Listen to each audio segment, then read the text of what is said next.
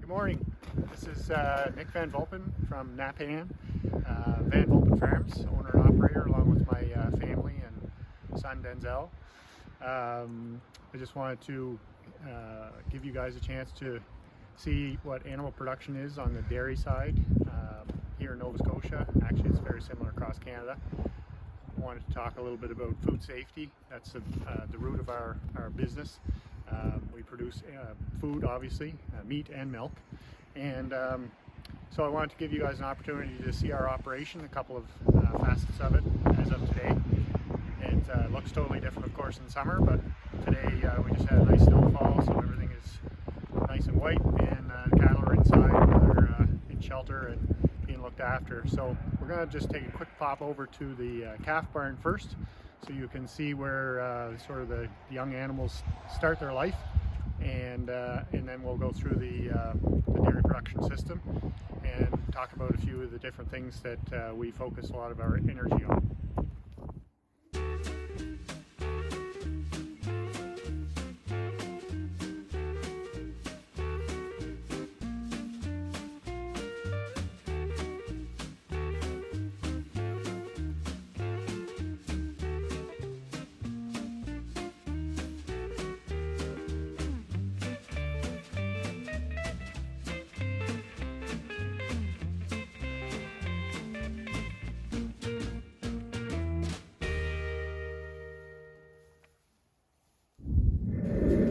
So this is the calf barn. The calves move in here when they're usually about a week old. They spend a couple of days in the main cow barn, where they get their first colostrum, the first milk from their mother, which is very important for their immunity. It has a lot of antibodies in it. They get quite a few different medications when they are first born, to ensure that they're going to have a healthy and a real running start on life. So they start, like I said, within a week they're in here. We have various ages here. There's a couple of over on the other side that are less than a week old, or right around a week old. Once they're in here, they get whole milk from the herd twice a day, anywhere from 2.5 to 3 liters per feeding. And then we try and get them onto a medicated calf starter. It's just corn and some barley mixed into a pellet with some vitamins, minerals, some molasses to increase the palatability. And so they spend usually 6 to 8 weeks getting whole milk along with free choice water. And then they start into group housing, which is sort of the next stage of their life, where they get used to competing for feed and having time with their herd mates.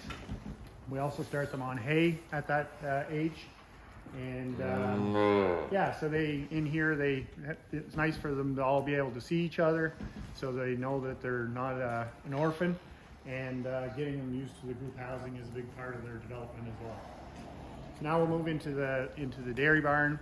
First stop will be the bulk tank area, which is where the milk truck driver comes every 2 days. Year-round to pick up our milk. So this is the milk driver entrance. The milk truck driver has his own entrance for biosecurity reasons, as well as food safety. So come on into the front of the bulk tank area. This is where the milk truck driver comes, as I said, every 2 days. They come 365 days a year because the milk needs to be kept fresh. There is an exception to that. Sometimes they can go 2.5 days if you get storm weather events or power outages, anything catastrophic. Sometimes there can be a delay, but generally speaking, year-round they come every 2 days, and that includes Christmas Day or New Year's, whatever day that happens to land on. So they again have their own entrance. There's a port for the milk pipe, the milk line coming out of the back of the truck, and power they plug outside. So we have a robotic milking system, so that means that when the milk truck is here pumping milk off and washing the tank, then the milk has to go to a secondary tank, which is called a buffer tank. So he just pushes the buttons in the right combination, measures how much milk is in the tank. There's a sight glass on the side here. He plugs it into the front of the receiver, opens the valve. The milk will come up this sight glass and show how much milk is in the tank. And then he reads it off the chart, records it in his system, and then he begins pumping the milk off. Once he's done, he hits the washing system to be engaged, and the whole tank is washed internally. It does a rinse first, then it does a soap or detergent, and then it does an acid. And all of that is regulated. You know, we have to make sure that the tank is cleaned in between milk truck visits, and the milk is sampled at the time the milk truck comes. And before it is taken off the truck is sampled for antibiotics. If there was an antibiotic found, then they would go back to the individual farm samples to verify whose milk contaminated the truck, and the whole truck would be discarded. So there is zero tolerance for antibiotics in the milk in the Canadian food system.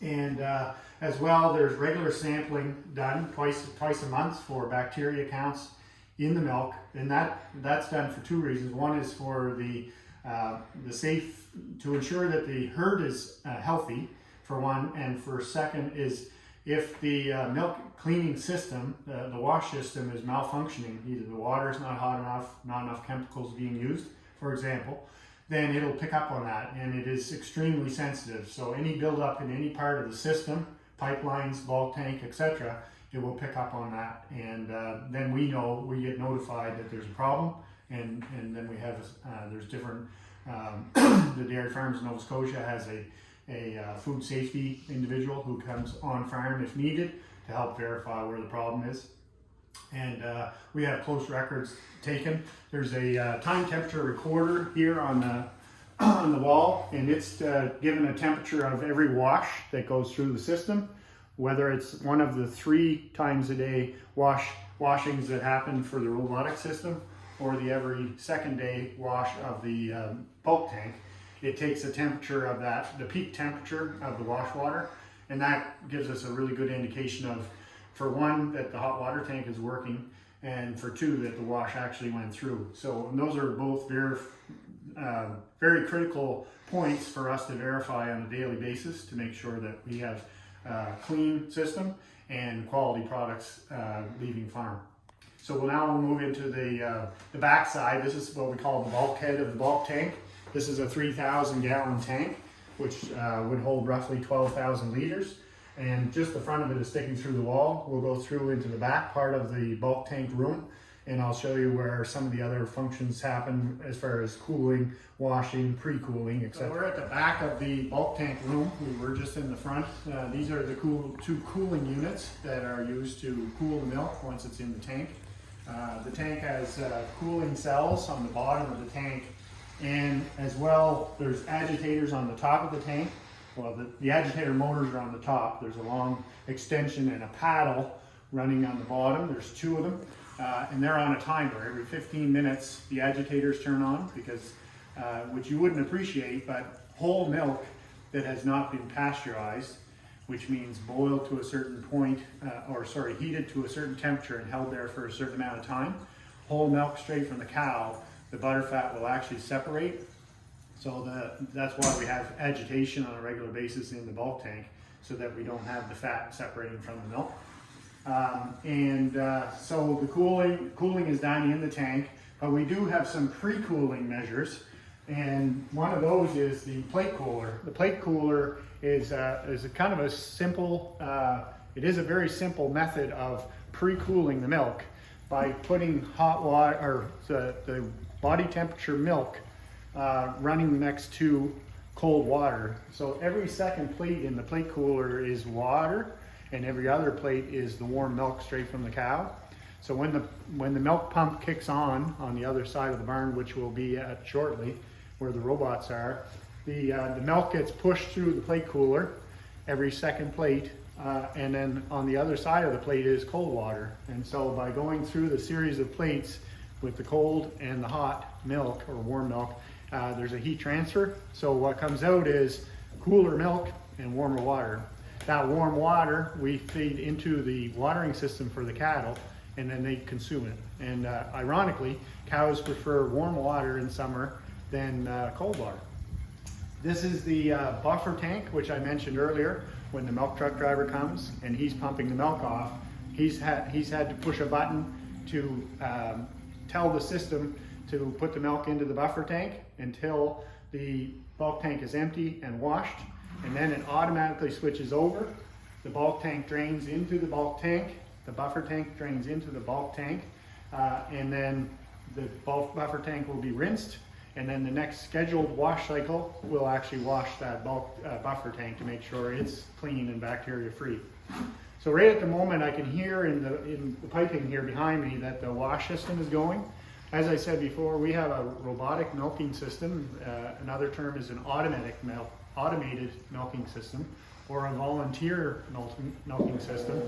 At the end of the day, it means we are no longer milking conventionally, which would mean we would bring the cows into a milking parlor or bring a milking unit to the cow and milk them. In our system, the cows voluntarily come to the milking station, if you will, or the robot, and go in there, consume feed, and while they're eating some grain, the milker will milk them. But we have 3 scheduled washings in this automated system. One is at 4 a.m., 11 a.m., and 7 p.m. So right now, as I said, I can hear the water going through the pipes, so I know my automatic washing system is on. Here's our hot water tank. We have 2 of them, one on this side of the barn, one on the robotic side. So this hot water tank feeds the water needs of the washing system for the bulk tank. And on the other side, it feeds the needs for the robotic system and milkers and pipelines involved with that. Again, this is where we handle the milk feeding for the small calves that you just saw. So when they're really young, they drink from a bottle with a special end on it so that the calves sort of think it's like their mother's teat. And then over time, as they get mature enough, usually within a week or 10 days, we convert them back onto, or get them taught to drink out of a bucket, which is obviously much easier. So we separate a certain amount of milk on a bi-daily basis for those calves to consume in their twice-a-day feeding. So now we're gonna just slip through this door and we'll show you where the calves are born, and you'll see some cows in there that are due to have calves in the next 3 to 4 weeks. They move into that area when they're due so that we can monitor them closely. They're on a special feeding program at that stage of development, and then if there's any problems, they're close by and we're more likely to see them because of the location. The pre-fresh group, or steam up group we call them. There's some cows here. This one, the black one, brown one, has calved already. She actually had twins on Friday morning. And there's a couple of calves here that are less than a week old. And so this is where the calves start. As I indicated before, we give their first number of feedings are from their own mother, the colostrum. There's very special milk that's important for the viability of the calf. They have lots of space in here, as you can see. There's 4 in this group. Now sometimes there is more in this pen. They can walk through the gateway there and reach through the head gates where they can eat their hay and corn silage. And then as well, there's a station there where they eat their pellet, special pellet for close-up dry cows. It's got special nutrients for them. As you can well imagine, a soon-to-be mother cow has very specific nutrient requirements. So the pellet helps meet those needs along with the corn silage and the hay. So now we're going to go across to the robotic area, and as we get over there, I'll also show you a handling pen that we have for different reasons that we need to work specifically with individual cows, and that would include, but not specific to, breeding. All of our cows are bred artificially. Hoof trimming, we can sort cows if they have a sore foot, and I'll show you that. It's all into the same catch pen. And if there was any ailments with a cow. So we have a way to segregate a cow individually if they have any special needs. The pen here to my right is a catch pen, and again, as I mentioned, this is where we would sort the cows if they needed to be bred artificially, or if they had a health event of some sort and needed medication, or if they need hoof trimming. So I'll show you my hoof trimming stall. It's the epitome of cow tipping. So it's quite a unique device. We open the back here, a little back door, and the cow is shoved through. and we lock the back door, of course. She's locked up. It's called a self-lock. So when she comes in, she puts her head in the hole, and as she walks forward, whoop, as she walks forward, it usually will catch them, and then they're secure in there. So then I will put this lift bar under their belly. It's kind of like a support. So I lift this up, and that makes the arm go up underneath their belly. As you can see here, this is it going back. When I let her go, I return it back. If I want to keep her in there, I return it forward. So it's a little support under her belly, and then we tip the cow. So we slowly tip the cow under her side. As you can see here, we don't have a live cow in there obviously, but and then we'll chain her legs. There's 4 chains so we can secure her legs so she doesn't injure herself or myself. And then we continue to tip her completely on her side. And once they are secure with their legs in the chains and laid completely on their side, they actually very much relax. And so I have all 4 feet at my disposal, and cows are invariably prone to hoof injuries and hoof diseases. So a minimum would be twice a year we would put each cow into this stall to trim their feet. Majority of the time we hope to be just doing maintenance, you know, because their toenails get a little bit too long, uneven, etc. But sometimes we have to actually look at these diseases, and there's several, and we do different techniques to relieve the issues pertaining to that particular disease for that particular cow. And it's quite a neat process because a cow is a cloven hoof animal, meaning they have two horns for each foot, as opposed to a horse, which is just one claw. A cow has 2 claws. And just to show that a little bit better, they have 2 parts to each foot. Cloven hoof, that's where that comes from. And what ends up happening on cows is they have excessive wear on one horn or one claw versus the other, and it's usually the excessive growth comes from the horn that has the problem. So it puts more pressure on the problem claw, and so my job is to take the pressure off of that sensitive claw and put it towards the healthier claw. And we can do that several ways. We can trim, so you can take more off of the claw that has excessive growth to change the weight distribution to the healthier claw. And sometimes we don't have enough claw to work with or enough horn to work with, so I'll glue one of these blocks onto the healthy claw, which further makes it possible for the weight to be taken off of the unhealthy bruised claw, for example. So it's kind of a neat process. Has a special glue, and it works tremendously well. So we're going to now move into the robotic area and show you the milking stalls. And I'm not sure where the system is for wash, but we'll make sure you guys get to see some cows getting attached with the automatic system. The robotic system for a moment. It's just finishing up the wash cycle. It should be done momentarily. Once the cows start moving through the robotics milking units, then we'll go back down and show you how that works. So we're just coming upstairs here in the upper deck to show you a little bit of a bird's eye view of the barn. Down on the left here is where that group of animals were that I was talking about that are due to freshen at any time. And one of them has freshened, the brown one that I pointed out. And once you go beyond that group, the next group over is what we call the breeding group. So those small calves that you saw the very first part of the video were, you know, anywhere from 1 week old up to 3 months old. Once they move from that barn, they go to another barn where they'll spend several months. And when a cow reaches puberty or maturity for breeding, that's when we will breed them to have their first calf. Now they have a gestation length exactly the same as humans. It's 9 months.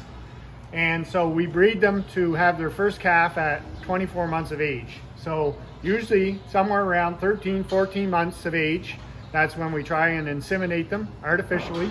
So that's the breeding group. That's the next group past this pen that has the 4 cows that are due to calve.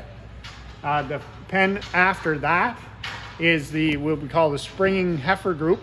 Those ones have been confirmed pregnant and will be entering the milking string within a number of months.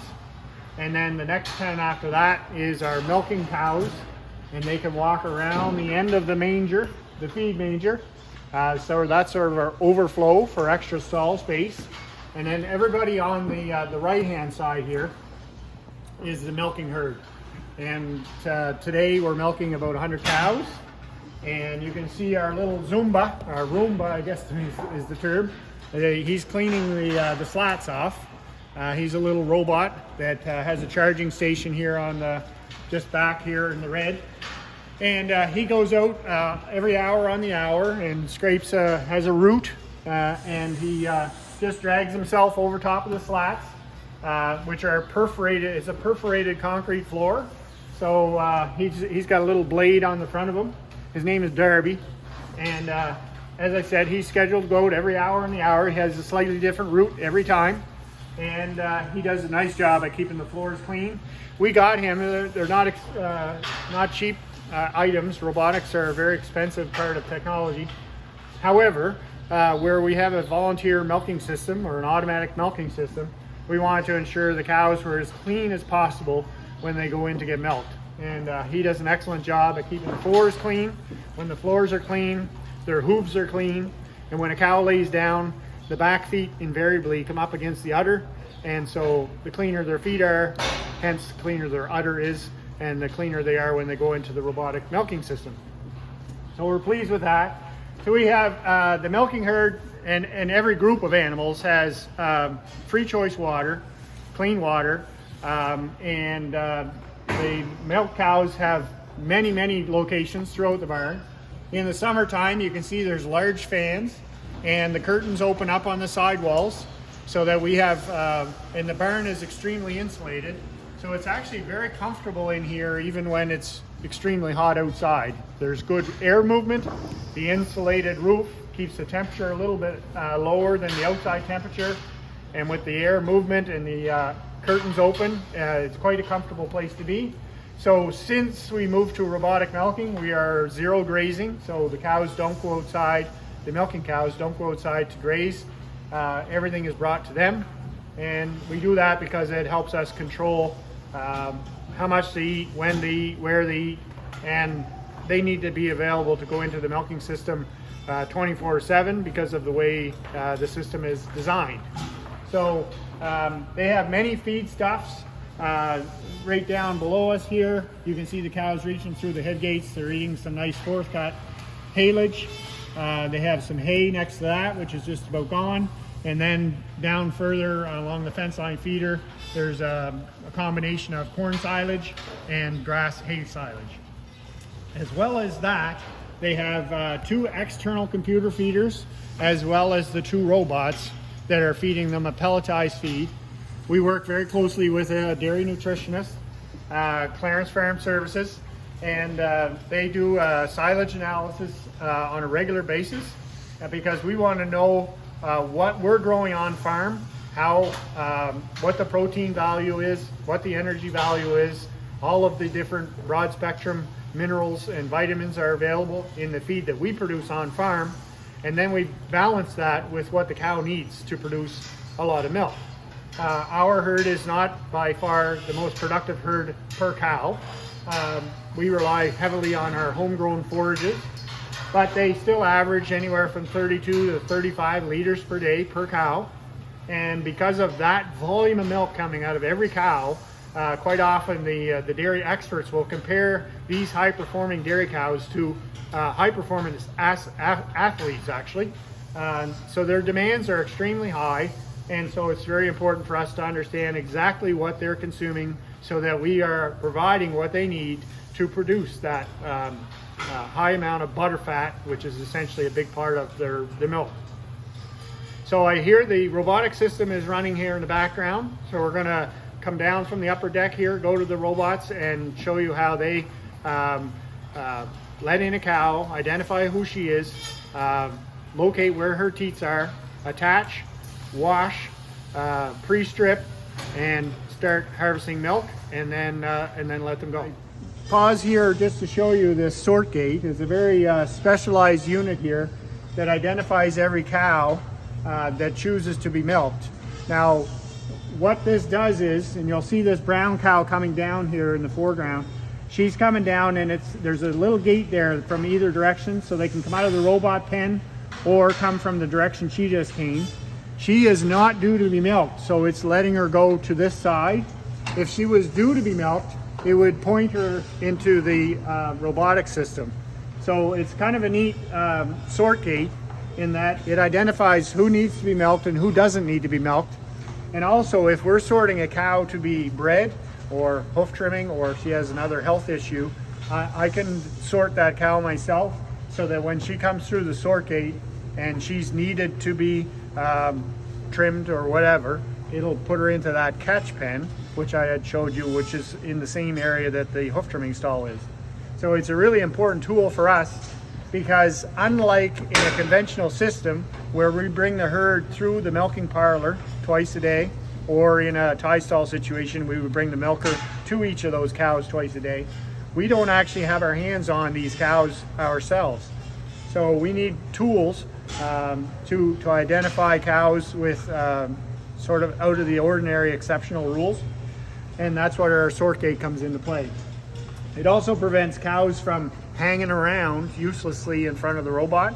Once they're done being milked, and they come back through the sort gate, it identifies that they have been milked completely, and it puts them back out so they can go to the manger to eat silage or hay. Now in the robot area, we have 2 robots here that are milking our herd of 100 cows. This is box number 1, box number 2. They're both identical. And so what the cows are doing on the other side of this wall is we'll go back to this stall here, because this cow is just being finished. So this cow is just being completely milked out. You may want to come right down in here, Adrian. So she's just being let out now. And so once she's done milking and the milker is put away, it's going to let this cow go, and then it's going to bring in another cow to be attached and washed and pre-stripped and milked. So there she goes. That was number 506. The feed gate just opened. It's letting her go.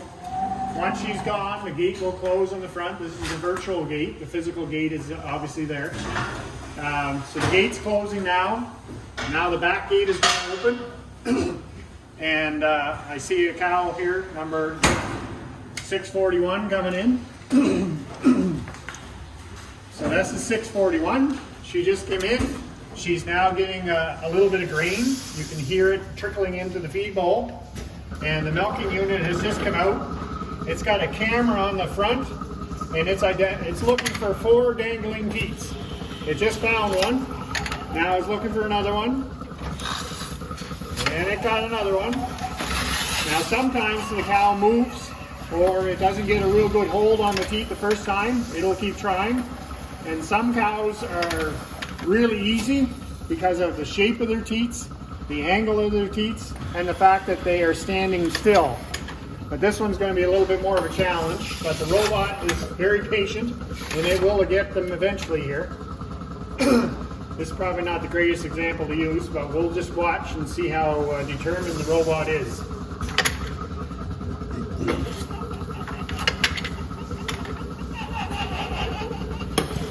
There we go. Got 2 on, not quite.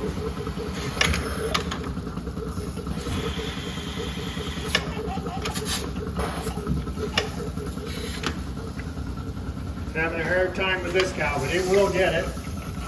You can see it's misfiring on the back right there, or back left rather. There, it's got all 4. No, not quite. Let's jump ahead to the other stall here. Okay, we got a better candidate here. She has a little more fancier udder, we'll call it. Number 731. So As you can see, she's got a little clearer vision of all 4 teats, and I think you'll find that the robot will get onto her fairly quickly.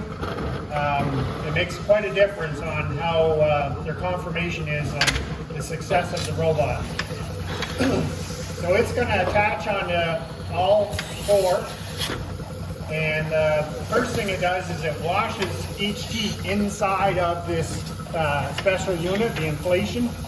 And as it's washing that water is discarded, and I'll show you that in a minute.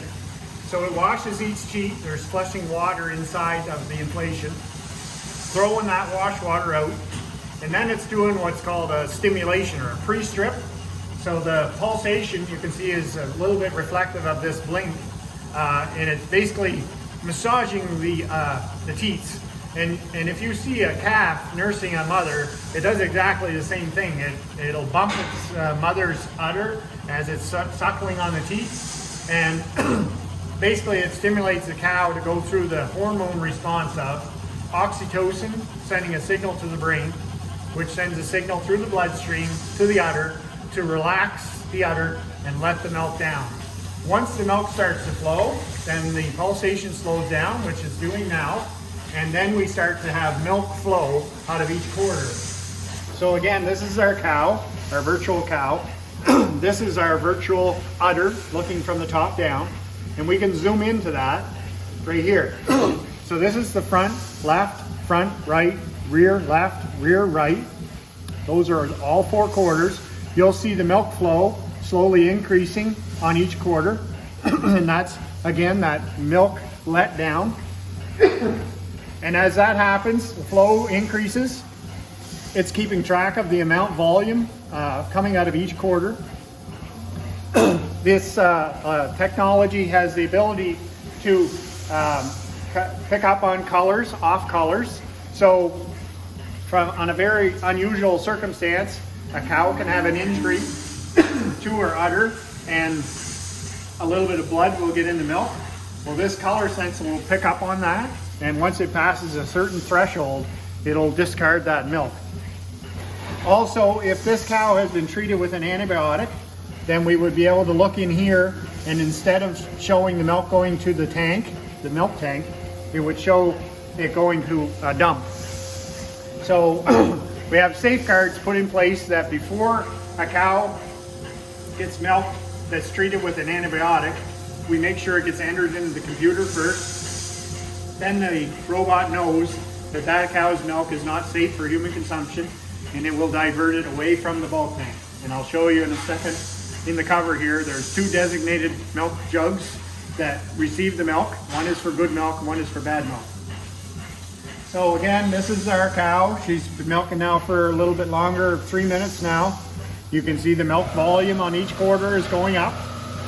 If we go back here, this is how much she's projected to give during this visit, 11.28. This is our virtual weigh jar that's slowly filling up.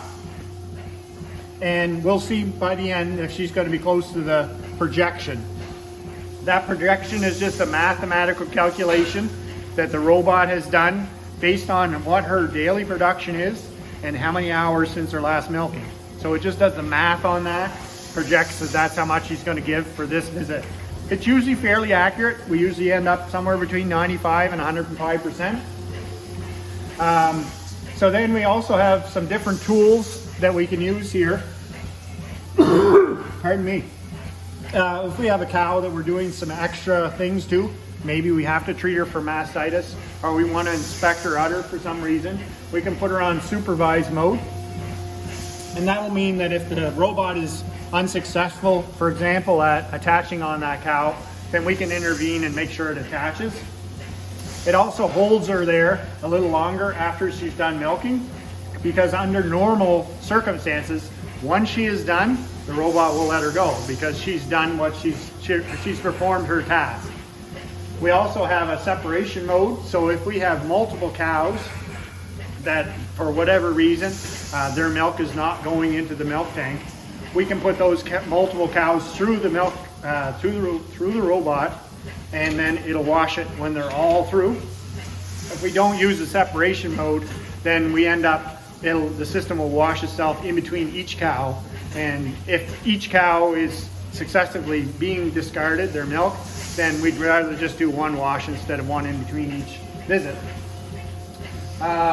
We also have what's going on here is the cow is getting milk, but she's also getting grain. So she's supposed to get 1.65 from an A feed and 0.3 from a B feed. And so that again is like a little virtual weighing system. So it shows you how much she's allowed to get for this visit, and it's dispensed it now. She's completely fed, and now she's starting to get done her milking for this visit. After the milker, before the milker comes off, the milk flow stops, and it'll actually push a little bit of what's called the teat dip into the inflation.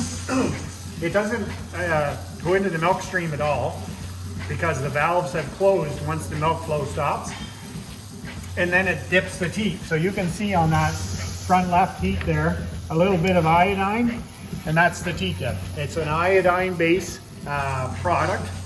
It also has some teat conditioners so that make sure that their teeth stay nice and soft, and that's done at the end of every milking for every cow. So she's got just two more quarters here still milking out. The unique part about a robotic system is that it understands that once the milk flow is done, then the milker no longer needs to stay on that quarter because the milk is empty. So in the old style system, the milker would stay on all 4 quarters until the last one is done, whereas this one will actually drop off a quarter when it's done individually. And so it's much nicer for the cow because it's uncomfortable for the cow to be milked on a teat that's already empty. So there's the left hind is just finished. Again, you can see the teat dip on the base of the teat there, the little bit off color, and that's what we want to see. And so as you go back to the virtual weigh jar here, you can see she's at 102%. The last quarter is just finishing off now, and it'll drop off. Then the milker retracts. The milker, after it retracts, it actually runs a little rinse through itself, a little bit of water to make sure there's no contamination between cows. And so this cow is free to go. As you can see, the gate is opening, and she ended up at 105%, and that's just great. So the deck is being sprayed off. There's a butt pan here. It has a little bit of water going down it, and we're going to be ready for the next cow. So now we'll go up into the office, and I'll show you where the main headquarters are. So this is the main office. As you can see, when I'm sitting in here, and we spend a couple of hours a day sitting in here, going through the computer, making sure everybody is happy and healthy. And so I have a good view of the whole herd. Mostly the dairy herd is the closest to me, but I can also see the far alleys. In front of us here is the catch pen, where the cows are who are waiting to be milked, or who have just finished milking. And so when we go into our system here, we have a lot of the same information that we had down in the robot room. So this is the next cow following 731. We have 737 in there now.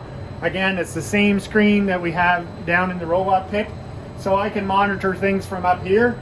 We also can go in and look at the box details. So there's 731, the cow that we just watched milk, what time she went into the robot, how much she gave, and then it's in chronological order of the previous cows that milked before her. So again, we like to see that somewhere in that 95 to 105%.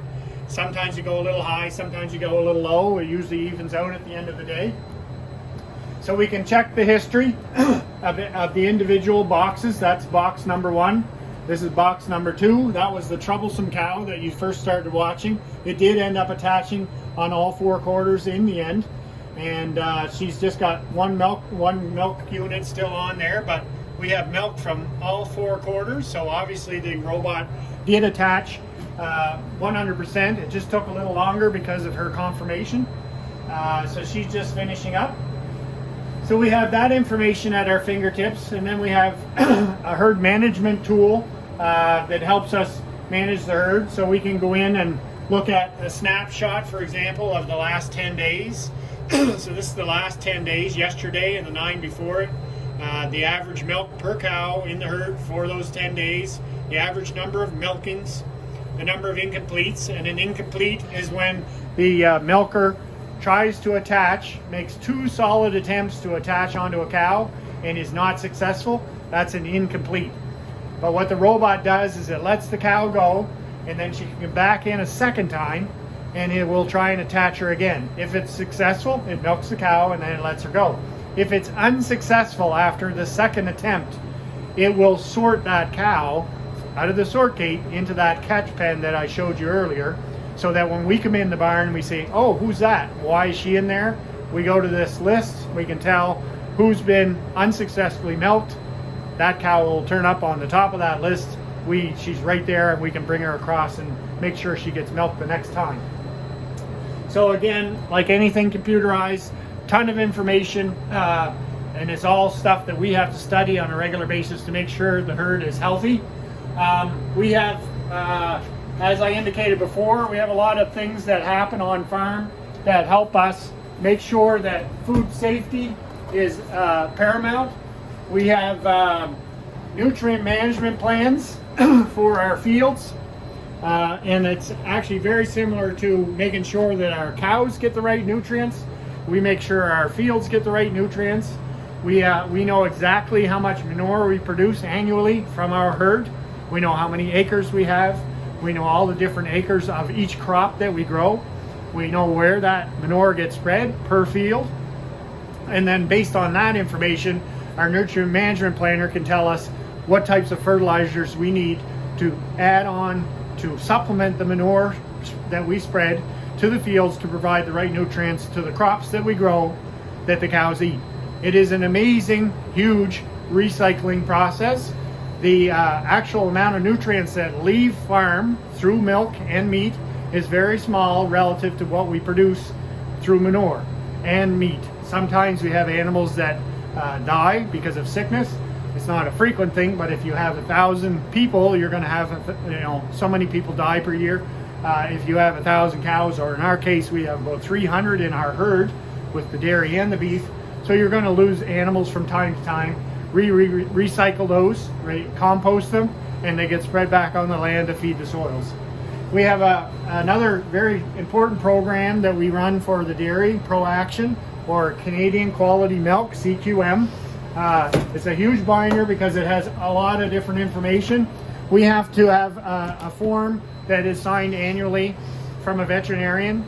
It's a vet health declaration, and that confirms that the vet is visiting our farm frequently enough to verify that we are looking after our herd and its health and its well-being. And we in fact have a herd health for the dairy herd specifically every 3 to 4 weeks, all year round. The veterinarian comes, we sort out the cows that we need. The veterinarian is checking them for any health issue, but specifically reproductive health. The veterinarian confirms their pregnancy, positive or negative. If they've had a calf, then it confirms that the mom's reproductive health is going back normally. There's no infection. And their veterinarian helps us set up a vaccine protocol and vaccine schedule that suits our needs for our farm and the diseases that we may or may not have. Hopefully we have none. That means our vaccine program is successful. We also have to have a water test done annually to make sure we have potable water for the livestock, and more importantly for our washing system. Potable water means it's safe for human consumption. And finally, the last thing that we have to have done on an annual basis is verification that we are performing all of our duties that are obligated through this ProAction program. So we have every second year a self-validation where we go through a checklist to verify that we're doing everything required for this ProAction. And then on the alternate year, we actually have a verification. Somebody comes on farm to do an audit to make sure that we are using safe drugs that are prescribed by a veterinarian, and we are following the label, that we don't have drugs that are past their best before date on farm, that we are monitoring our washing systems, that the wash water temperature is correct, that we have low incidence of lameness, low incidence of any other animal health issues, that we have a very proactive heifer rearing program, that they are getting vaccinated properly, that they're getting their colostrum, that we have protocols in place for things that sometimes happen, that we need to have a process involved that's correct and approved by Health Canada and CFIA, the Canadian Food Inspection Agency. So these are all things that we are obligated as licensed dairy producers in Canada to perform on an annual basis, on a regular basis, on a daily basis, records that verify that we're on top of things. So that's a really quick overview of our dairy farm. There's a lot of stuff happening here at any given moment, and of course a lot happens even when we're not here, because we have this unique voluntary milking system. So I encourage you all to, if you have a farm in your neighborhood and you wish to visit, call them. We are open for that. Obviously, because of the pandemic, we haven't had a lot of visitors in the last couple of years. Hopefully that will turn the corner and we can have visitors again soon. If you guys have any questions, I'm sure after the video we'll have a chance to sit down and answer those questions.